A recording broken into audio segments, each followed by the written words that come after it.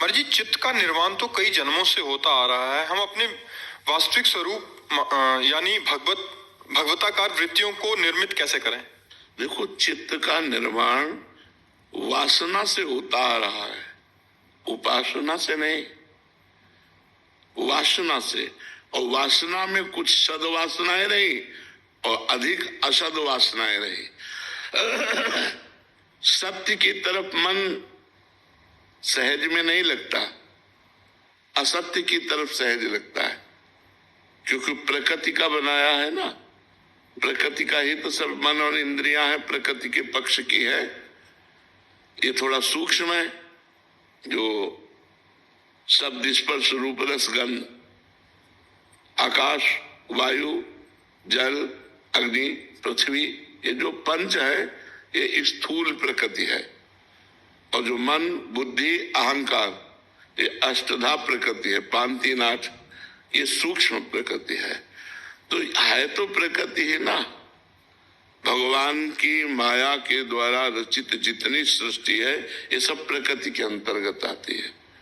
तो प्रकृति का प्रकृति की तरफ आकर्षण सहज है, लेकिन परमात्मा की तरफ आकर्षण कठिन है।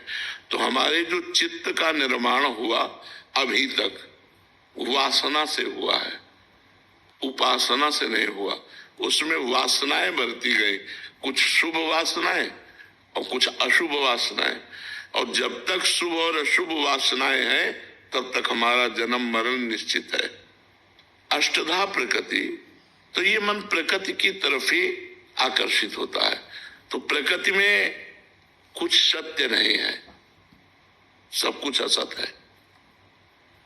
जो सत्य है वो प्रकृति से परे है। जो कुछ आप देख रहे हो, गो गोचर जहां लघु मन जाई, सो सब माया जानो भाई।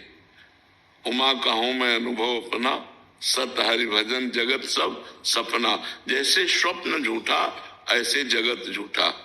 तो असद और असद वासनाएं एकत्रित होती गई, जिन्हें शुभ और अशुभ कहते हैं। वही कर्म बनते हैं, पाप और पुण्य, और उन्हीं के द्वारा हमारे शरीरों की रचना होती रहती है और हमारा जन्म मरण होता रहता है। अब हमें कृपा से भगवान की मनुष्य शरीर मिला है। अब हमको अपने चित्त में छुपी हुई सद और असद वासनाएं दोनों को देखना है। कब दिखाई देंगी? जब नाम जप करोगे।